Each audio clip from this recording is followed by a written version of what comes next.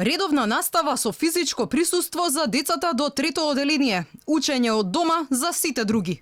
Ваква препорака дала Комисијата за заразни болести на утринскиот завршен состанок со представници од Министерството за образование и наука. Дали ќе биде усвоена останува да одлучат Министерството и владата. Во меѓувреме, стручната фела лута на надлежните. Велат со месеци откако се креираат политиките за новата учебна година, никој не ги консултирал наставниците. Сметаат дека онлайн наставата е најдобро решение во услови на пандемија, но велат конечната одлука кој модел ќе се имплементира не треба да биде унифицирана, туку самостојна.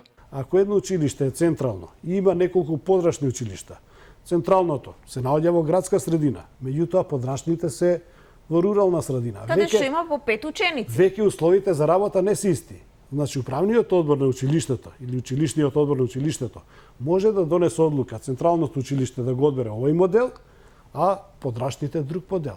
Според Неделков, власта доцни со носење одлуки за образованието. Вели имале 5 месеци да ги усогласат ставовите и да ги обучат наставниците за онлайн настава. Затоа требаше навистина малку порано да се почне со оваа работа, да го имаме тој план Б, за да има доволно време и тие наставници кои што не би сакал да навредам никого, кој што помалку ја владее информатичката технологија, да има време неговите колеги да му Не, тоа навреда. Граѓаните со поделени мислења. Дел сметаат дека не е време децата да почнат со редовни часови. Други пак велат школската година мора да почне на време. Мислам дека подобре онлайн ова присуството на школа, бидејќи има некои предмети кои што не можат да се усовршат преку во домашни услови, како што се математичките предмети. Коронавирусот е веќе светски проблем, не е само наш проблем. И сигурно дека има огромно влијание. Оно што ќе се случува во светот, ќе има реперкусии кај нас. Но како и да е, сметам дека училиштата треба да се отворат.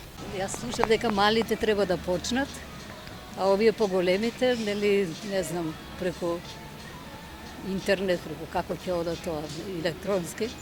И сега што е најдобро, кој може да каже? Комисијата за заразни болести побара од надлежното Министерство за образование список на сите училишта во земјава и бројот на ученици во секоја поединечно школа, за да се одлучи каде има услови за онлайн настава, а каде евентуално би следеле часови со физичко присуство. Одлука за старт со работа кај градинките ќе се носи следната недела.